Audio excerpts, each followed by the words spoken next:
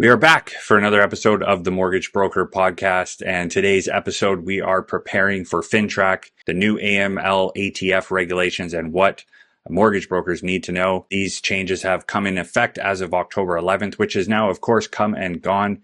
We've known about these changes for quite some time, and they are big ones, of course, and a major change in our industry. Today we have the special guest joining us named Dave Teixeira, who is the Executive Vice President of Operations at the DLCG, which of course is our network that Better Way Mortgage Group is connected with. So we have a great relationship with the head office staff there, and they have done a lot to prepare us for. So we're really excited to jump into this one. It was, of course, pre-recorded just shortly before October 11th. So you'll notice throughout the episode, we do mention the fact that these are coming into play. These rules and regulations are coming into play in a few days. But of course, you're listening to this after October 11th. So hope you enjoy it. And if you have any questions or feedback, please don't hesitate to reach out. So here we go.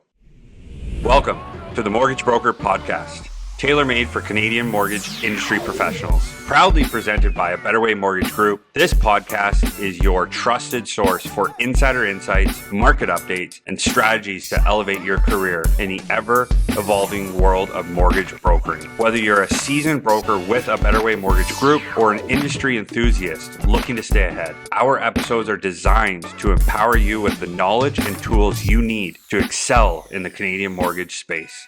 All right, we're back for another episode of the Mortgage Broker Podcast, and today we're preparing for FINTRAC, and we have a very special guest, Dave Teixeira from the DLCG, so Dominion Lending Center Group of Companies, which is our parent company, the network that we're with, and we're very happy to have you here because for some reason we are very excited about this topic because yeah. It's all we talk about. It's literally all we talk about in our office. We've been doing a lot of preparation for it. So Dave, maybe I'll pass it to you, just a little brief introduction of yourself and your time in the industry. And AML is an important topic. I think it's going to be probably one of the most defining topics this year and maybe for the next year in our mortgage industry in Canada. But my name is Dave Teixeira, and I'm the Executive Vice President of Operations for the mighty DLCG group of companies. I've been with the company just under 10 years now, or coming up to 10 years. And I've had experience within marketing, communications, government relations, public relations, and now operations. And over the last 6 months or so, I've lived, breathed, dreamed, literally have dreams about AML. This is very timely because I know there's people out there that don't think this is a big deal, or it doesn't matter if I do it or not, but it will matter pretty quickly. There's no doubt. I mean, there's been a lot of misinformation in the industry, and we're going to touch on that. We're just I really just want to focus on first and foremost, what is FINTRAC and what does this actually mean for us? And I know when you talk about sleep, breathe, dream about this, I know Derek's sitting there thinking the same thing. He is our compliance officer right now. So temporary appointment, but yeah, I mean, it's a serious issue. So why don't we just start there? What is it? FINTRAC enters the broker world, and what does that mean? Yeah, so FINTRAC's at the federal level, and what we've heard is a lot of people say, well, they're not the regulator. They're not, RECA out of Alberta or BCFSA or FISRA, et cetera. So some people are saying, well, who are these folks? Well, they look after financial services and financial crimes throughout Canada. So a lot of the money laundering regulations that are now in the mortgage industry, this isn't new to Canada. I mean, if you've been involved in the gambling or casino industries or banking or wealth management, real estate, this has been part of their DNA for years and years. We're kind of the last ones in the professional, markets here to actually have these regulations put on us. So they first announced this in early 2023 that this was coming. Then in September of 2023, they gave us a date, October 11th, but we all kind of either ignored or didn't hear it. And that includes DLCG. We kind of thought it was one thing until earlier this year, where myself and James Bell, our chief legal counsel, looked at this and went, oh my gosh, this is big. This is a beast, and it's something that we have to address in order to ensure all 9,000 of our agents from coast to coast are covered, and also to make sure that we're doing the right thing. It's really hard to be anti money laundering, so we needed to kind of lean into this and make sure that we're fulfilling our obligations and providing resources for all of our agents and owners. Yeah, I mean, it's funny you bring up all the different industries that have been attached to FINTRAC for years and years. Some of them, and over the last 5-10 years, this has gone into the real estate industry. So real estate agents have been, regulated by FINTRAC. Financial institutions, a lot of lenders have been regulated by FINTRAC for a long time. And that's where a lot of brokers look at this and go, well, the bank's doing it. Why do I have to do it? Right. And there's a lot of context behind that and some rationale. I think mortgage brokers have too much power. They're too educated. They're too smart to help clients try to, if that's the type of broker that you are, you have ways of manipulating an application before the institution actually sees it. So they're trying to cover this from all angles. But if you think about any real estate transaction, there's a realtor, a mortgage broker, a financial institution, a lawyer, and potentially an accountant in there from the tax perspective. And FINTRAC essentially has their hands over everyone now. So from a reporting perspective, just something for everyone to think about. If you're going to turn a blind eye to something, but the realtor and the bank and the lawyer don't, you're now the one person in this square that hasn't reported, which gives FINTRAC rationale to come back and look at you. So they've kind of covered every single angle from a real estate transaction perspective. They have, and the reasoning for that, because I've had some agents and even lenders say, well, you guys don't have to do it, or why do we have to do it? Why don't we just have the lenders do it, or the real estate? Well, FINTRAC has told us that they want multiple safety nets. So exactly for what you said. So if anyone is in cahoots with each other, then at least there's got to be an honest one in the mix. And so by having those layers of protection, we're going to be able to, or at least, ensure that there's less or mitigate anti-money laundering or anti-terrorism. Again, no one wants to be funding terrorist activities. No one wants to be unwittingly having money laundering. But if there's people who are somehow trying to aid and abet in these areas, these regulations will slow that down. And I think it's also great that this is in our industry. It gives us that extra air of professionalism and raises our game up. And it will get rid of a bunch of agents, quite frankly, who just don't deserve to be called mortgage brokers in Canada. I agree. And the other bucket of that, which are the good, experienced agents that are running good, clean business, this probably isn't a huge concern for you. Like, you're already doing the work. You're looking at the documents, you're looking at income, you're looking at down payment.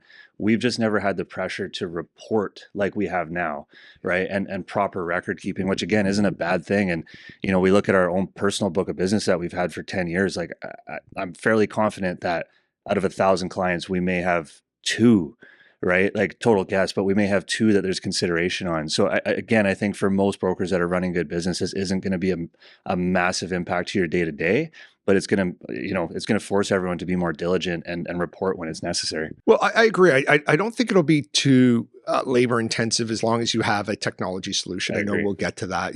We have Velocity as our partner in on this. I also think this will be kind of like gravity and oxygen. It's just there. It's part of our process. And if you remember a number of years ago, I think it was 2016 for both of these, where we had the new mortgage regulations come in and everyone's lighting their hair on fire. And now we seem to be fine. And then here in BC, we had Form 10. Oh my gosh, we have to disclose everything, 911. And then all of a sudden it's like, oh, I get it. Just fill this form out. That's it. Then the B20 rules. So every time there's regulation, there's angst.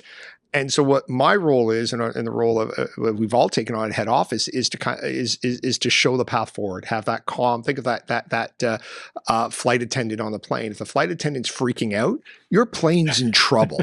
Yeah. But if your flight, I love that. I love the movie Airplane. If you want, I'm hoping now behind me right now is the scene from Airplane where everyone's lining up to calm the passenger down, and the passenger won't calm down. It's progressively getting more violent. But that's what it is. If the flight attendant's calm, most people should be calm. But as soon as the flight attendant freaks out, and I guess I'm the flight attendant in this story, it won't end well. But I think this will just all come to pass. Will there be people that'll be hit with investigations, audits, and fines? Yeah. Well, in fact, one of the regulations here is every 2 years, every office has to submit themselves to an audit. Yeah. So what will that look like? Not too clear on how that will look yet. We're going to get to that. But this level of professionalism, I think, is really good. Those who run good shops like you guys will do fine. For those who are less, who are more shady or less professional, you're going to have problems. I think just, before moving on of how DLCG and A Better Way have prepared for FINTRAC, like you all both make a point, like, we are doing good business. We always have been the good brokers. And if you look at Canada from like a global scale, like we have been kind of a hotbed for fraud and terrorism or what have you when it comes to like the financial space. It's kind of a an ideal place to go commit fraud, because there isn't really much, to defend it or to protect ourselves from it. And like now with us, you have to really care about wanting to make a change, because if you don't care, then you're gonna find ways to skirt this. Well, the stereotype is Canadians are so polite, and we are. We're also good looking and intelligent, but polite is the one here, and part of the AML requirements have us making assessments of the nature of someone. Was this person shifty and when they were presenting their ID, or were they loath to present it? Did they, are they from a country that has known terrorist activity? Those are things that kind of make us squirm a little bit, but it's all part of that. And again, not again, but first time saying it here anyway. I feel like, I've said so many things, I don't remember where and when I've said them, but the main point here is that the obligation on the broker is to submit a suspicious transaction report, an STR. And I think the first word of that is key. It's suspicious. It doesn't mean you've concluded that this person is guilty of a crime. It's more like, my spidey sense is going, this is checking the boxes that I should be looking at. And as such, I'm going to report it to FINTRAC and let them, who have the legal authority to investigate it more. So it can make people feel a bit icky, but it's an extra step in our process to keep our economy and keep our housing market safe. Well, I think it's good points that you bring up. I mean, from the conversations that we have with brokers, it's the two main ones that I get. Why us? Why is it in the broker industry now when it hasn't been for a long time? And how much is this going to affect my business?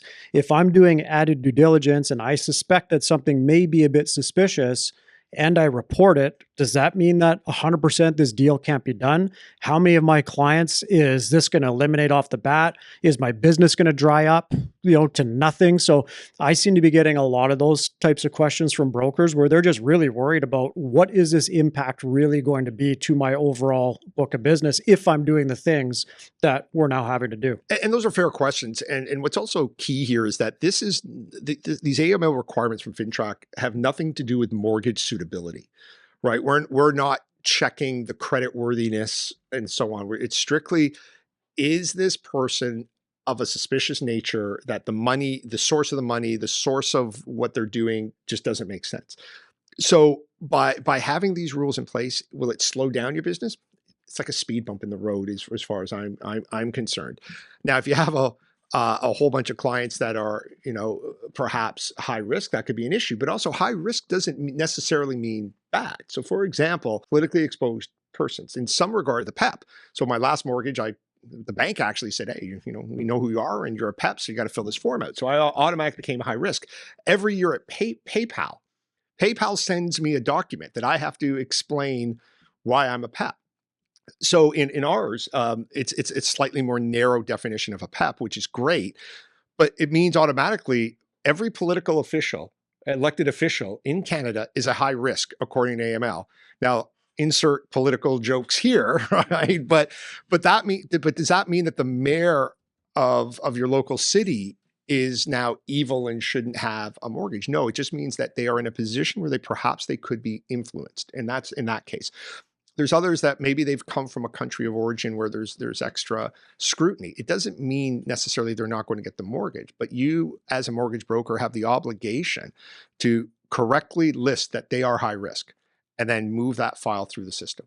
Every agent's always had the right to refuse business. So if you have someone that you don't wish to work with, fire them. And that becomes the end of that. So yes, to your question, will it slow the process down?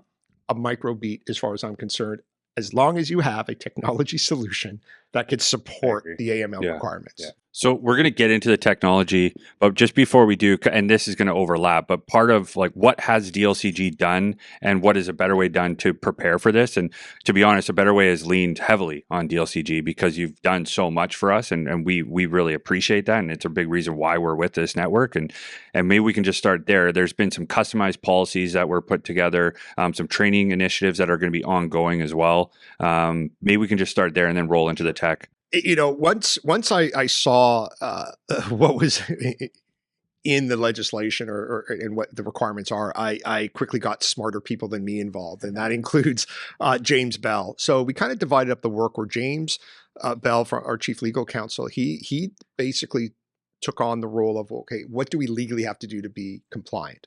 I took on the role of what are the tools, what's the supports that are required so that we can make sure our network is there. Because part of our proposition is we want to support the ABWs and every single agent out there by saying, look, you go out there and make the dreams of Canadians come true by getting them into the mortgage and the home of their dreams. Whereas we'll take care of the nightmares.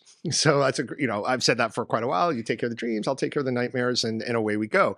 So what we wanted to do here was put together a complete marketing communications and tools package for that. So we had basically 4 pillars that we worked on. Is number 1, information. We wanted to make sure we had information flowing out all the time. Number 2, connect with the regulator, FINTRAC, and make sure what we're doing is right, because they are ultimately the ones who are going to enforce this and would have some really good information for us. Then number 3 here was educate the agents, and in our case, we provided at no cost to the agents and owners training we partnered with REMIC to provide that AML training. How can you be expected to fulfill your obligations if you don't truly know your obligations? And then the last one was having a technology partner solution around that. So by having that, communicating out early, starting in April, which I'll say early for the industry, I think we were first. DLCG was first out of the gate, which allowed us to take some slings and arrows along the way that we were overblowing or exaggerating the impacts of this. But it also gave assurance as time went on to hopefully you guys and to others that, we're there, we know what we're doing. But it was important that we provided the tools. We gave out templates on policies. We gave advice. We actually promoted Mary Gronowski in our organization from training to our chief compliance officer, or I think that's her title, or I just promoted her to a greater title. And congratulations, Mary, in this broadcast. That's how we do it here. But we put her in a position of influence and authority because we wanted to make sure we took these things seriously. So there's a lot that we did in the background, and I'm hoping that all 9,000 of our agents and 700 of our offices were able to benefit from that work and then continue the work thereafter. Yeah, I mean, we've benefited massively. Without that, we would be, starting from scratch on your own. And when you don't understand FINTRAC, how do you even, we need a James Bell involved, right? Yeah. Even though he's a lawyer, and and I love ripping on James because he's a lawyer. In fact, most of my presentations in AML would have 5 or 10 jokes on that. He goes, "This would go faster if there weren't the jokes." I don't feel that. I feel that this is the perfect pace. But we needed that legal mind. To your point, is because there's certain wording and obligations that to even a layperson like myself or even experienced mortgage people, you might take an interpretation, but the legal brain is something unique. Yeah. And he was also able to speak with FINTRAC. We were one of the first people, if not the first, in our industry to get to FINTRAC and say, how do we do this? What are you looking for? And we continue to have, in fact, even today, there was at least 2 emails that went back and forth between us and FINTRAC clarifying some things. So having that great legal mind and having that someone with James's temperament and the connection to other legal minds over on FINTRAC has greatly benefited DLCG. Yeah, massively. My point was going to be, you guys have given us all the tools from a brokerage level. If there's any brokerage owners listening to this, taking those tools and understanding them is a different procedure, right? Like the policy manuals that you guys have provided, the training manuals, the REMIC, you put an average broker through the REMIC course and you come out, you're not a FINTRAC expert, you have some knowledge on it. And this is all new to us. A point I wanted to bring up was if you've been brokering for a while and doing decent business, you've probably learned a lot of this just through conversations with lenders, because the lenders that we deal with have been regulated by FINTRAC for so long, right? So typically, even if we miss something as a broker, the bank is catching it, coming back to you. So to think that this is, and don't get me wrong, it is a beast and there's a lot to learn. There's going to be a lot of scenarios that we don't know because we haven't seen them, and we'll have to research and figure out what to do when the time comes. But I think, again, if you've been a broker for a little bit and you've done a fair amount of transactions, you probably have some of this instilled in your brain already. So I don't think it's going to be this whole new chapter of learning. But again, to your point, you guys provided basically everything that we needed, and we just had to execute, go through it, make it a little bit more precise to our brokerage and our process as to how we want to follow it. Yeah, but at least you gave us that starting point, which was huge, and also just being a resource for when we do have questions, whether it's Mary now in that role or being able to go to you or James Bell is a huge help for us. So one of the things, before we roll into the tech, which is the next piece here, is just our preparation is a better way. We were able to then take those training resources. We would now rely on REMIC for our ongoing training, which that will be an ongoing resource for us because part of the requirement is to do annual training. right? Yeah, and that's a key point. So the whole idea of this whole training that we've provided to agents, and it was to, number one, take away the barrier of an expense, right? Like we would never want to hear from someone, well, I didn't know the rules because I didn't have the $50 or the $100, right? So we said, okay, we're going to take that away. We're going to partner with REMIC. There's a cost, but it's not the cost to the individual agents. We took it on at the corporate level. And that through that, we were able to put through, as of my last look, I think 7,000 of our 9,000 agents have now gone through the course. And we've got about 2 days now until, or 2 or 3 days. I'm hoping the other 2,000 will get through there. But, certainly your choice. There's no obligation to do this pre-October 11th training. But again, how are you going to follow the rules of the game? It's like, imagine someone, first time you ever see hockey and they just see these sticks and these pads and these things on each end of the ice and go ahead, figure it out. But if you do it wrong, that penalty box is there. Look, we already end up in the penalty box and we know the rules. So not knowing the rules, you might as well just play your game there. So we really wanted to make sure that the education was there. And then ongoing, we continue to work with REMIC, and they've created a product that's, half the cost of other products out there, and it's available. So after October 11th, for new agents coming into offices, they'll go through that just as they would do any sort of relicensing or upgrade or training. But we are looking at perhaps bringing that in-house, where we would have a solution that's in-house. Also, we're looking at the 1 year point, because the obligation for training is that at least once or annually between after October 11th, you have this training. So probably by the halfway mark of 2025, we'll have our own course in-house. That'll be like a 3 or 4 hour course for newbies. But then there'll also be, like, for lack of a better term, like the relicensing or the annual one that might be shorter, like an hour long, so that when you have to go through it, it's there. So it's approved. There's, as you saw with REMIC, there's certificates. They could track it. So if an owner called us up and said, can you give us the listing for everyone at ABW who have and have not taken the course, you now have it. So you now know where to go. So again, making it as easy as possible, I think, is the obligation of a network. That's why you belong to a network, is to make the business of mortgages easier. And hopefully we've done that here as well.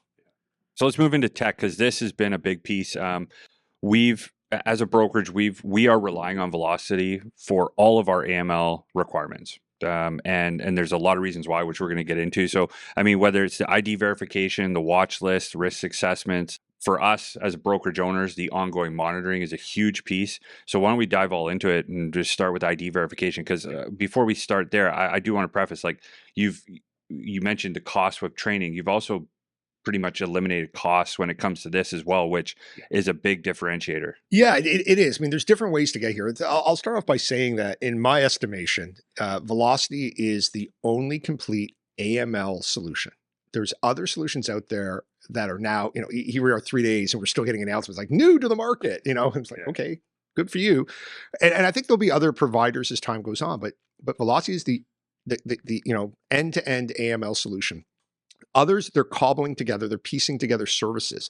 So there's even services that will do the ID verification, which is an enhanced ID verification, which is only going to be needed for, and you guys would know better than I, like 10, 20%.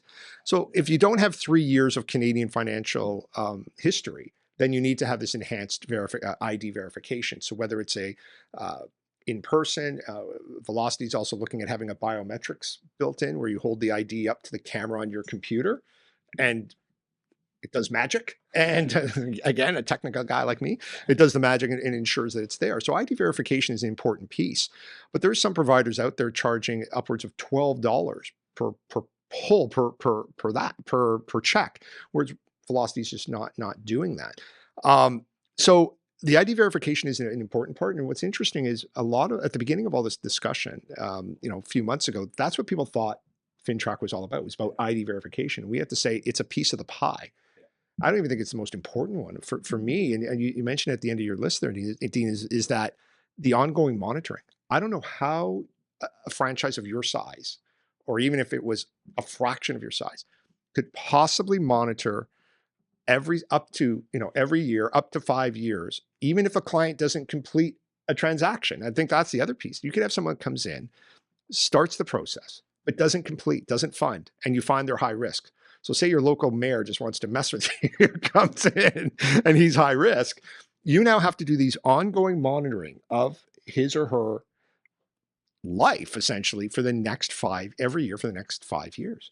And you haven't made a dime off that person. It's actually costing you. So how do you do that? How are you going to remember to do that? Was it July or was it June that happened?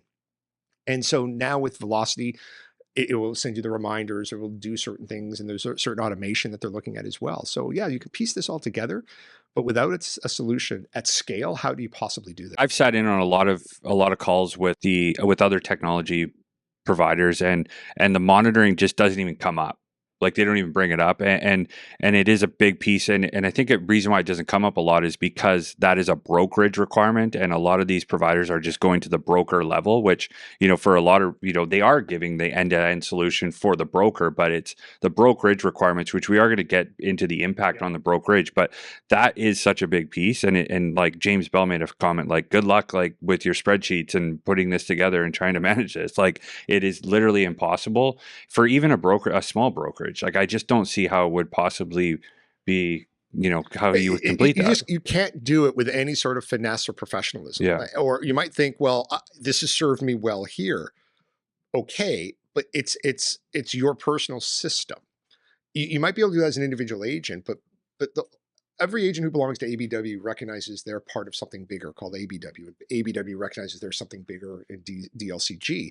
So we all can't just ignore our obligations to each other. That would be cruel and probably will land everyone in a lot of trouble. So as responsible owners, you have to say, look, we certainly want you to be able to run your business, but part of running the business is making sure you don't bring us down. Yeah. And that's the piece. And I agree with you. I wasn't there myself, but I understood there was some sort of early days, some sort of AML presentation in Alberta, where one of the first questions a broker or an agent asked is, do the fines or the punishments come across the agent or the owner? And then, well, it's the owner. And he went, okay. And then just sat down. I'm like, all right, so it doesn't matter, but it does, right? And that's a small fraction, but having a complete package, a complete system in place is key. Well, I've one of the concerning things that I've kind of come across is some of the providers that we've been speaking to have said, this is kind of a tomorrow problem for us to figure out. But we know in reality, this starts in 2.5 days. Yeah. So that tomorrow problem becomes our problem in 2.5 days.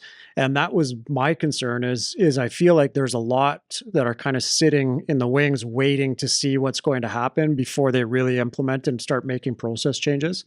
So I mean, I've that's kind of just where my head's been going with that is if you're not up and functional and ready to go by the 11th, what's going to happen in that gap as you're starting to get going? And we've had a similar but different attitude. I've called it a sprint and a marathon. So we're sprinting to October 11th. So we need to make sure we have the information, the connection with FINTRAC, the education and the technology solution. Some of the things on the marathon afterwards will be, what will the annual training actually look like? We're taking a little bit more time to be thoughtful on that. The every 2-year audits. I'm sure there'll be a cottage industry in our, there's no lack of people trying to make money off of chaos. And, so there's going to be all sorts of industry people out there that will, hopefully some really good ones will come forward that'll provide these solutions. But the audit is kind of a tomorrow problem, or as we call it, in 2 years from now. And we're hoping that a company like Remic or someone like that will be able to provide these. But yet you're absolutely right. Like someone who says, well, the monitoring, that's something we'll figure out. Well, hold on. It starts on October 11th. So any deal that starts to be in flight on that day is what's captured under FINTRAC. Anything that you're doing today or up until midnight, I guess, on the 10th, is exempt from that. But I don't know how you could be expected to wait for a solution. And that's where I go back to, there are solutions out there. They're kind of cobbled together. There's some that use third-party services for ID verification, but they don't connect into your mortgage origination platform. Whereas with Velocity, it's all connected in there. And I think that's key as well, because back to earlier, we're talking about how much time will this take? If that's your key concern or one of your key concerns, then take a look at something that's completely integrated. If you want to use not Velocity, then yeah, cobble together solutions from across the infrastructures. But I do believe there'll be other solutions that will come forward. But it's just that, to your point, Jason, is that October 11th is 2.5 days away. We as an industry have to be ready now. Yeah, and I mean, just to talk about like some numbers, so you get some context on if you're, and this wouldn't even be a massive brokerage, but if you did 1,000 funded transactions a year, 1,000, let's say on average it's a 20% app to fund ratio, right? So that's 5,000 applications a year that you're seeing a year. Yeah. So you think about the monitoring perspective and how many are going to be high risk compared to medium and low, who knows? But let's say 15, 20% are high. I mean, you have 1,500 people every year flowing through your brokerage that you have to risk rate annually. So you talk about spreadsheets and tech that doesn't have this tool or it's coming later. Like it's literally impossible to do that properly. And, we talk about fines, like this is no joke, right? Like there's a small real estate brokerage in Ontario with 3 or 4 people and they got fined $57,000 because they didn't have a process in place. Right. So, I mean, you can't take this lightly at this point. And I mean, 2.5 days maybe away. it's confirmation bias because I've been eat, sleep, and living AML, but it seems out of FINTRAC over the last couple of months, there's been more and more notifications of fines. I saw that one as well. And some of it is almost willful neglect. I didn't have a policy, therefore I didn't break a policy. Yeah, that's not kind of how it works, right?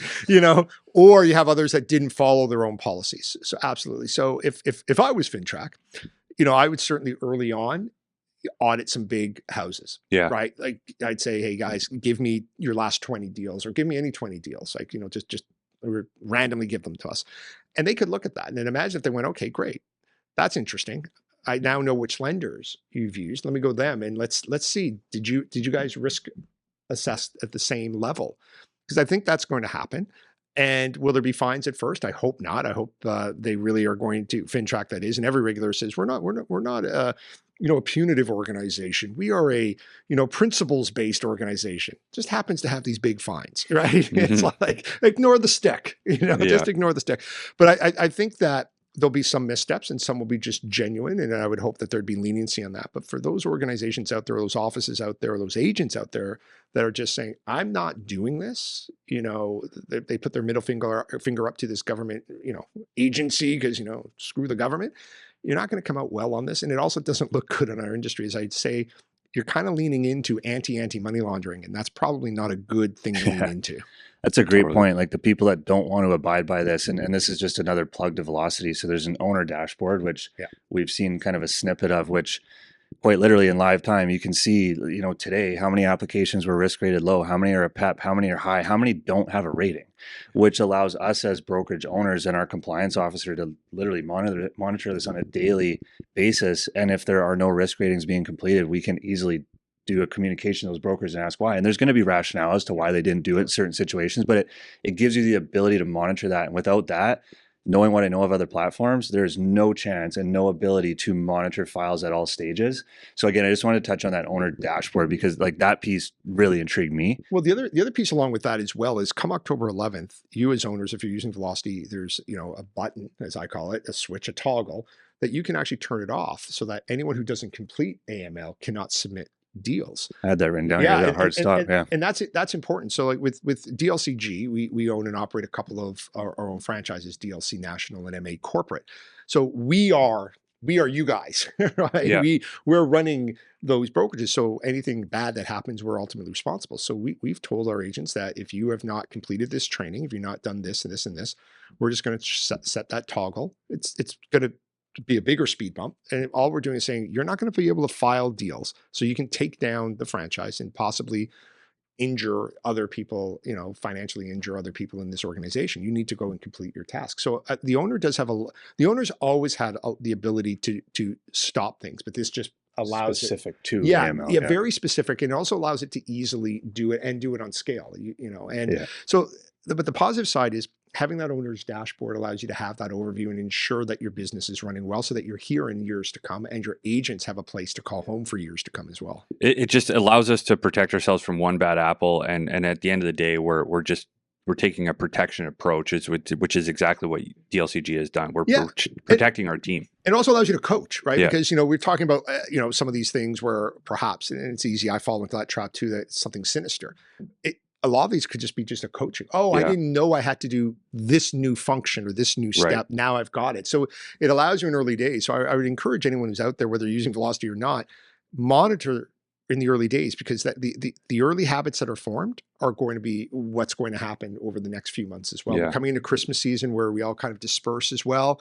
If you have agents doing deals in outside of your home office or geographic territory, you could have a bunch of things flare up, and so getting on top of this is pretty important. Great point. So I'm just going to summarize a couple of these technology advancements when it came to Velocity. So the ID verification, which is just a layer in addition to the Equifax Bureau, if you need it, again, we talked about that, the watch list and the risk assessment. So these are features that are built into the system that allow us to do what we need to do there, and it's not a cost. The politically exposed persons, these are all that's a process that's all automated for the agent and the client. Again, not a cost to the agent or the client. Hard stop submissions, which we talked about. And then the ongoing monitoring, which is huge, which is my understanding would be automated as well to a degree for us as a brokerage owner. And what's good about that is as time goes on, because the ongoing monitoring is really that ongoing. That's in the year's time, let's call it, would be the first ones. But it's all built in there, so it's all ready to go. And then you can also do your current monitoring as well, or your current searches and Right. so on. But that's what's really key, is that a lot of this data is available everywhere. Yeah. What Velocity has done very well and very quickly, and I believe is the only one to currently offer this, is have it all in one spot, and it ties into your mortgage origination platform. So you're not copying and pasting. Did I get it right? It just Right. all feeds into the same place. And there is documentation when you do these searches that we will rely on from an audit perspective that are there. And that's another piece, is like, okay, you get your PEPs certification or declaration.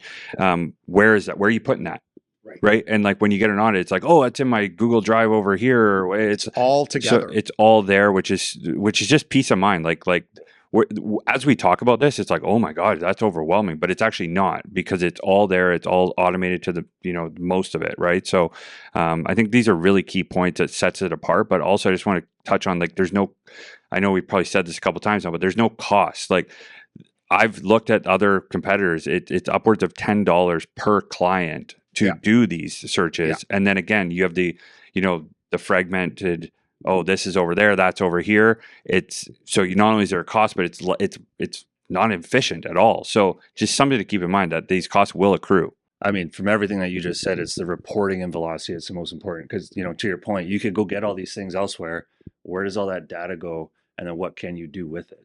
Like, what's the automation built in, and can you pull proper reporting, and do you have a dashboard that's going to show you in live time? Like that, again, the biggest selling feature for me is having the free is huge, but having everything in one place. Well, it's also, if you're an owner and you have, say, 50 people and you have 10 different processes, how do you possibly organize that? Mm-hmm. And I get that there's a movement out there that, anyone should choose the technology that they want. I think that sounds good until you have to now give access to the data to an organization like FINTRAC. How do you do that? Someone has their personal Google Drive and they go, I'm not giving it to you. Now what? Yeah. Right. And that's the thing. I think we rely on these other technologies, or rely on the goodness of people. And I think that's a really healthy thing to do on the whole. But when there's a requirement to not do that, then we need to fulfill that. And whether it's Velocity or other sources, as long as your data is being put in one spot and it's easy to get to, I think you'll be fine. Just Velocity has just systematized this to the nth degree. And as well, the other piece for agents is your note taking is going to be really key here. So any communications that you have with clients need to also fall under this AML requirement. So there's SMS abilities within Velocity as well, so that can track the back and forth and a few other things. So there's a lot here. I mean, if you really want, go to the FINTRAC website. It's great, a couple hundred pages of documents there. Or make sure you're attending some of the REMIC trainings or the Velocity trainings that are going on. You might come out of there a bit scared, and that's okay. I mean, hopefully you got scared in the summer and then now you have action, as opposed to today getting scared, and maybe that immobilizes you. But really understand that this is happening. There's no delay. This isn't going to be extended until the new year. That was some hope. Some people said, oh, they'll extend it to Jan 1st. I'm like, yeah, no, that's not how this works. Right. This isn't a dance that undersold, and now we're extending it into the future to hopefully get more people. They have a captive audience. We're the captive audience. Yeah. The government just goes, yeah, ready, not ready, whatever you want to do, guys. It's all good. Yeah. But October 11th is the date. And maybe that's a good segue, like just a lack of preparedness in the industry, right? Like it's a small industry, it's a small world. You kind of know everyone when you're in this mix. We've had a lot of discussions with a lot of other brokerage owners, other brokers that, some don't even know about this, believe it or not. Some don't think it's a big deal. Some think it's just ID verification. So there is a lot of widespread confusion. And we also noticed that some of the communication from FINTRAC is not totally clear as well. And just with all that, what has been the strategy from a DLCG perspective? Is it just worry about us and what we have to do? And because I know you've had a lot there. Yeah, our strategy's been clarify the muddiness, right? And make sure that we are providing enough information that's somewhat entertaining. So, we've tried to make a mundane topic a little more exciting, but we also wanted to make people a bit scared so that they would have some action. So we've shared our resources with everyone inside DLCG. I've shared them as well, and others have with lenders and vendors. So we actually held a session on September 17th. We invited regulators, we invited FINTRAC, we invited lenders and vendors, et cetera. We had just under about 100 people, and mostly they were compliance and legal people from lenders, vendors, et cetera. And we went through our presentation, and they were quite impressed with that. So, and everyone or most people asked, could we get that 3-page step-by-step guide? Can we see those documents? And we've sent them out. I also know they've ended up in the hands of our competitors. And you know what? I don't care. I want our whole industry to have a really good reputation, because we can't just be the shining light. But I could sit here and with my partisan hat on and say DLCG were the best, and I believe that. But I also believe that our industry can be better when we all participate and do the right things. And we shouldn't gatekeep this sort of information. There's nothing proprietary in what we're doing. The proprietary stuff would be the code within Velocity. We're probably not going to be that giving and share that out. But if we say, well, here's how everything comes together, here's our guides, here's a template, and a lot of it we've received from the regulator, from FINTRAC anyways. And what we've done is we've just customized it and made it easier. So a long way of saying we want to make sure that we made things clear, easily to access, I should say. And if other organizations outside of DLCG want to use this stuff, more power to you, because you'll be better for it, and our industry will be better for it. Yeah, my only comment on the industry, and we're relatively guilty of this, but we're learning and getting better. And I feel a hell of a lot more confident today than I did 2 months ago. I was also one of the people that was very scared of all this. But, a lot of people, you start a brokerage, you acquire a brokerage, whatever the situation might be, and you maybe necessarily didn't have plans of being a compliance. Like you think about the brokers that come from banks, you could call most of them and say, how is FINTRAC at the bank? They go, it's nothing, right? Something comes up, we fill in a form, we send it up to corporate security. Like, we are corporate security. Yeah. Right. So I think that there's this is a big change in our industry. And again, I think that there's a lot of people that didn't necessarily sign up to take this on, understand it, implement it, action it. So again, to the point of being with a network that supported all that is massive, right? And if you asked me about FINTRAC a year ago, I couldn't tell you much, right? No one could. And here we are 2 days before, and they can't. Yeah. It's funny with compliance people, I just lost the name, but you always think of compliance people like, I know he wasn't in compliance, but Toby, the character from The Office, right, in HR. And then if you watch the show Billions, it was Spiro. I can't think of his name. I just lost his name now. Anyways, again, I'm hoping that there's a Billions clip behind me with the compliance guy. They all hate the compliance people, right? Yeah. So you guys didn't sign up for this. You wanted to be the owners that lead and guide and coach and motivate, not the guys. Okay, you didn't do the risk assessment quite correctly there, guys. Could you do that, right? But part of this is you assign a compliance officer or an AML officer, and I guess you lost the draw, and the congratulations. But having that person in place is going to be so important. So even within the ranks of DLCG, Mary Gronowski, who heads up our compliance, she's going to be making sure that she keeps those compliance officers in a good communications loop, because again, having that information, making sure you're on side is going to be huge. But no one signed up for this. Yeah, it just kind of happened. It's a really good point. Like we're interviewing for our. So it won't be Derek forever. Oh, sorry to hear that. But we are making, and one of the questions is like, how do you feel about being the one person that everyone dislikes, right? And like, how do you handle that? I've been used to it my entire life myself, so I'd be great at this. But I think there's, it's funny because when you look at the Toby character in the Spiro, I think that's his name. I can't think of it now. From Billions. They came across a little heavy-handed. Well, not Toby, but the other guy in Billions, right? He kind of lorded his authority over people. So I think it's the approach. You're there to be a partner. You're there to make sure that they don't run off the cliff. But if you're there to prevent them from actually doing business, that's a problem. So I think it's going to be that delicate balance and that partnership. And then you guys, or all owners, will have to be in that kind of a little bit of a middle. So it's having someone in that role that doesn't mind, thick, or has the thick skin, doesn't mind the insults, and mostly behind their back, but also has a coaching feeling to them, because this is about coaching. This isn't about do this or else.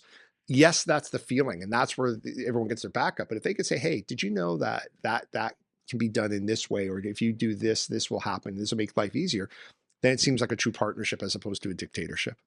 All right, well, that's a good piece. So, like, let's move on to just the impact on brokers and brokerages. We'll start with brokers because it's a little bit different, and this is where the requirements of AML are embedded into this. So, why don't we just start with that? Like, what is the impact on the individual broker today that's going to be different? So, what'll be different in the next couple of days is that they need to be more diligent in their requirements that fall under AML, because this is new, right? We might think we've done these, but we really haven't. We sort of do assessments based on mortgage suitability as opposed to anti-money laundering. So it's having a little bit of a different lens, that as you take the client through the process, that you're also hitting the AML requirements. And again, back to velocities, there's literally check boxes to help you make your way through that. So that to me is going to be the biggest one, is making sure that the right questions are being asked and the right observations are being noted, because that's the biggest piece of this as well, is that it's your observations. No one sees this data, right? So no one, when I say no one, I mean the client doesn't see it, the lender cannot ask for it, and it doesn't form the mortgage suitability part of this. The people that will see it will be the owners and will be FINTRAC. So if FINTRAC comes a knocking and says, I really need to see, Derek, your last 10 files, you turn them over, and that would be everything that's in there. So it's really important that agents do that pause and have the wording to put in there. And I'm sure as time goes on, there'll be short phrases and copy and paste that can go in there, but also don't lean too heavily on that. Make sure you're making the right observations. One thing that really good points. One thing that stands out to me from a broker level, you could put 20 really good brokers in a room and ask them what their process is. It's all different. People do things at different times. Some people run qualification before they don't even have documents. I think that this is a great reason for brokers to really try to dial in their process. One key piece is, technically based on FINTRAC's regulation and legislation, a customer relationship starts when you verified ID, right? So some brokers might say, well, I get ID at the end. Like, that's not how this works. You shouldn't be working on the file until you know who the person is that you're working with. So just to talk about a process, like you do an introductory call with a client, you typically send out the Velocity application link. Request comes back, you should be requesting ID, like top of the list, ID, here T4s, job letter, pay stub, mortgage statements. And that should be one of the first pieces that you get along with client consent, right? And allowing you to move forward. Really, consent's needed to work on the file anyways. So I just think from a rigidity perspective, brokers should try to, they're going to have to, because there's process functions you have to follow in whatever technology you're using, Velocity for us. But it's a good reason to really clean up process. It's going to make you more efficient. Do you really want to work with this client if they're not even going to send you their ID at the beginning? Probably not. Let's not waste our time. Do you really want to pull credit on this person if they're not going to give you their documents? Probably not. So I think from a process perspective, brokers should have an open mind to this and try to make their business more efficient. You might actually come out ahead from an efficiency perspective when this is all said and done. I agree. Process is everything in our industry. And will there be some people that might think they're clever and, hey, I'm not going to ask for this until the end? Well, then how do you do anything? Yeah. And even if you do that, you've actually now just wasted your time, potentially, I should say, wasted your time, because you now haven't risk assessed this person correctly or anything like that. So I think there'll be some people looking to get around the regulations. I suggest lean into them, accept that this is happening. And just like B20 and Form 10 here in BC, it's just going to be part of the process. Yeah, it is a good reminder to just get a dialed process in place. Like, we just finished a 7-part series. If you're a new listener, we just finished a very detailed 7-part series on how to build what we call the perfect loan process. Like, this is very easy to implement in our process because our process is so dialed. It's just one slight change and we're off to the races. So we have to do another series now. The perfect AML. Yeah, there you go. Yeah. 25 parts. Maybe just to kind of just nail off. I know we've talked about some of these throughout the episode, but so Dave, you touched on, enhanced due diligence, if you want to call it that, note taking, record keeping. It's just paying more attention to the risk in a file outside of creditworthiness. ID verification is a big piece. Checking the watch lists, which is, again, a big piece that it's probably going to be a pretty low percentage of people that actually hit those. PEP confirmation, STR filings, risk assessments, and really, this all comes down to more detail in the transaction. Yeah, just more time and detail, really. Like, do you have something to comment on that? No, it's always been about process. And I think now this is just like anything. When things change, we just have to adapt the business, and we have to make sure that, we're staying on top of things, making sure that we're keeping ourselves safe, keeping our clients safe, definitely keeping our lender partners safe. And yeah, I mean, working this into your overall process and systems in your business is going to, I think, to Derek's point, I think it's going to put us ahead and just bring more professionalism to our industry. And to keep on with that theme of process and professionalism, it wouldn't surprise me in the near future that we see regulators, the RICAs, the FISRAs, the BCFSAs, adopt some AML requirements within their either training or their regulations. And in fact, here in BC, we already seen that, right? To a sense. Yeah, we're certainly seeing it. But we had here in BC, we had the Cullen Report, which is a fascinating 1,800-page read. But it talks about money laundering and how certain systems were manipulated here in British Columbia. And there was a call for having stricter AML within the mortgage world. So I think we're going to see the regulators hop on this. We already saw it sort of here with BCFSA on August the 8th, sent out a scary email. That's what I was referring to. It completely caught all of us off guard that we all started calling them. And if you didn't see that, or you're not from British Columbia, the regulator here sent out an email on August the 8th that said over the next 2 or 3 weeks, we're going to do desk audits for preparedness on AML. And everyone was freaked out by that. I don't know what the actual results were, but it's a bit scary along with that. And I think the result of that was actually probably helped us with this, because then went, okay, this is real. This is not just DLCG or Dave or James trying to freak us out because they've got nothing to do. This is actually real. We're now hearing from a regulator beyond FINTRAC. So it's actually very interesting to see what will happen. Yeah, and that was interesting because like what I've read into a lot of that too is just like access to this information is so important when it comes to like an audit, right? And like to me, that whole BCFSA desk audit is really just a target list for a bigger audit for a lot of other folks, right? Potentially, just depending on how that was responded to. So maybe, I mean, that just rolls into the impact on brokerages here. Let's just touch on that. Like the time and resources, the record keeping, the ongoing monitoring, cost of compliance, brokerage risk assessments, this all plays part and parcel to what the broker has to do, but this is where it has to come to us and we have to take it to the next level. Yeah. And I know I sound like a broken record here, but there's no way to do this without a technology solution. Yeah. And Velocity would be your end-to-end solution at this point. As time goes on, should there be other solutions? Absolutely. But if you're cobbling something together, there is no way at scale you can make this happen. And I think people will see that over the next few months. They'll realize that, okay, my Lotus 123 and the filing cabinet ain't quite cutting it. And all it will take is one audit. And these fines, as we talked about, are not inconsequential. I mean, you know, the big one that's out there now is TD, which are billions of dollars in fines. That's a different scale. But what we've seen, again, over the last few months has been 5-figure fines. So are you comfortable with a 10,000 or a 5,000? Or how about one of those 6-figure fines that I'm sure will be coming at some point? And if you're clearly ignoring the regulations, or worse, you're aiding and abetting in this, absolutely. And the problem with the impact of the brokerage could be greater in that if you knowingly and allowed it to happen, or you willfully ignored, you didn't have a process. So therefore you go, well, I didn't have a process, so I didn't breach the process. Well, no, you're not being too clever. You're being stupid. Well, reputational risk is going to be huge for all of the brokerages. And we talk about, you know, these fairly substantial fines coming through. I mean, we know, and most of the broker owners listening know what the finances look like in running a brokerage and what splits are. Massive fines like this that come through to a brokerage, not many could make it through that. And you talk about the reputational risk. Like if you know, there's one thing having someone do something that's negligent, that's not aiding and abetting any money laundering. But if you have someone within your ranks that are doing this and they've circumvented your systems, and worse, you haven't been checking on your systems, then you're somewhat complicit in doing this. Now, I want to be clear. I don't think this is rampant through our industry, but the fact that we're now being looked at as a professional organization, that mortgage brokering in Canada is a professional organization that plays an active role in our real estate market and our housing market, that's actually a badge of honor for us. It wasn't like, you know, I've only been in the industry 10 years, but I've heard stories from other people where it was the Wild West and no one used a mortgage broker because of this, this, and this. And we are now a professional organization, professional industry that I hope people will aspire to enter. And by having these regulations in there, it just hits that point home. And it will cull the herd a little bit. There will be those who are unprofessional or completely disorganized that will need to leave. I was just going to say, I mean, I've heard brokers say like, why are they coming to us? We're just the broker.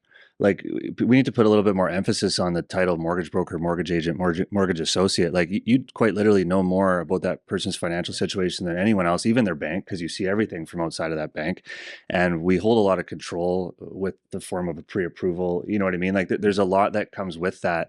And in most provinces, you pay a couple $1,000 and you do a 3-month course, and you have the ability to earn a heck of a lot of money and run a really good business and have a great life. Regulation isn't a bad thing. Regulation proves that you are a professional. Like I'm happy that the doctors who occasionally work on me have some sort of certification, as opposed to, hey, Bob, you're really good at that fish thing that you do. Yeah. How different's the human body? Have at it. Right. So there needs to be that sort of step back to say, I am a professional. And as a professional, I'm expected to hit certain levels of performance, certain levels of protection for my clients or the industry. So that's what's happened. So they're not picking. I've had some people say, well, why are they picking on us? Well, they're not. They just got to us last. Yeah. Right. Like check it's with the opposite of picking on us. Yeah. Check with your broker. They you know, I say it somewhat like this, not knowing if it's true.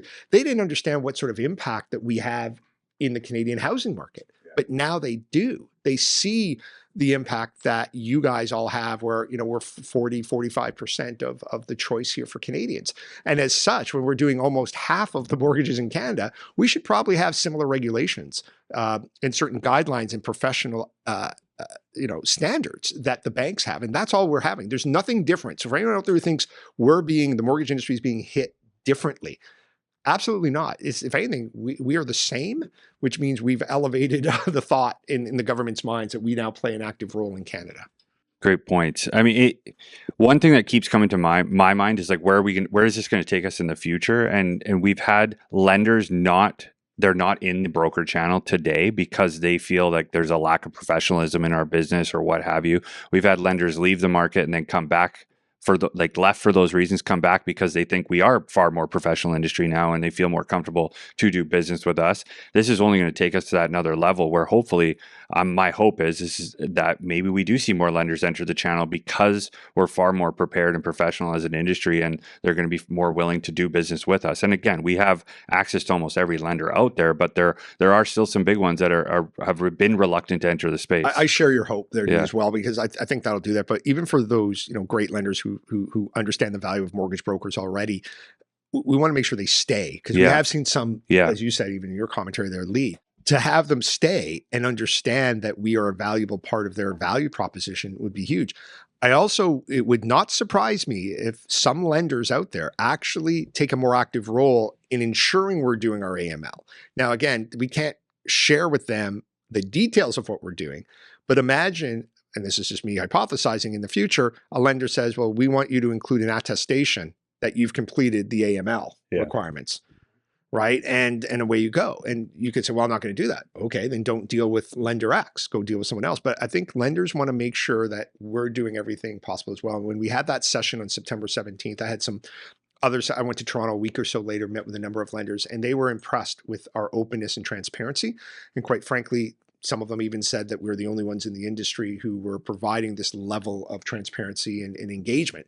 So even from a DLCG perspective, that helps. From an industry perspective, it will help. And from the agents, or so the agents and the owners, hopefully that helps as well. And for lenders out there that you want, or anyone who's considering coming back in, is we're different than when you left. And we've heard that from organizations like BMO. We've heard it from HSBC, or rest in peace, and we continue to hear it from others that this is different in a good way.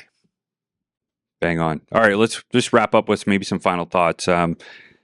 My final thoughts here is just to really encourage being prepared here. Like, this is really, really important, and I don't really know much more to say than that. Like, if you feel like you're not prepared, or you feel like your brokerage owner or your network doesn't have the answers that you need, you should be reaching out to us right away. And we're here to help, especially smaller broker owners that maybe feel like the burden of this is too much from the brokerage requirements, and they just want to look at maybe just focusing on being an agent. That's okay too. Like, we are knee deep into this with your support, and we're here to help. So I don't know what more to add to that. My only comment to your point, a lack of preparedness, don't take that as a positive because your life's a little bit easier, because your process is a little bit easier. Take that as a potential flaw. I mean, you listen to this podcast, you can understand the requirements that we all have to work through as a brokerage, as a network, as a broker or an agent. There's a lot here. So if you haven't seen this, again, don't think that life is good because it's easy. There's probably a flaw in that. And again, we're happy to help where we can. Well, I would say that we've been able to say for the last couple of months that this is coming. It's time to prepare. We can now safely say that it is here and you should be prepared. And I don't think we should operate on the assumption that, we're going to get passes because it's brand new. We have to operate and make sure that we're covered, our brokers are covered. And if you don't know about it, it really is time to dig in and figure out what's going on. Yeah, you guys have said it so well, and your agents here at ABW are just so well served from that. And I'd say to anyone listening, if whether you're with ABW, DLCG, or outside, if there's anything that I can do to help in your AML journey, you can always write to me, dave@dlcg.ca. We're all in this together. And I honestly believe that in 6 months' time, we'll look back and go, hey, remember when we lit our hair on fire? And because the processes have been good, because everyone's following it, and because you have a tech solution that automates or at very least reminds you on to doing things. Otherwise, yeah, this will be a difficult journey. Yeah. I mean, a big thanks to you guys and everyone at DLCG and Velocity. It's, again, I think we'd have our head in the sand a little bit without all this. So hey, up until a few months ago, I did too. I thought, it's just a little bit of ID verification. How hard can this be? And it was harder than it needed to be because we all were a bit lax in that. And then a comment earlier was that, the communication from the regulator is not always clear. They are a principle-based organization. Just read this and do what we say. Well, I don't understand the words. You'll figure it out. So it's been an eye-opening experience, and I think we're going to be a better industry and a better company for it. We will be. Yeah. Thank you very much, Dave. We appreciate you coming here and chatting on this. Your knowledge has been huge, so appreciate it. And thanks for everyone for listening. On to the next one.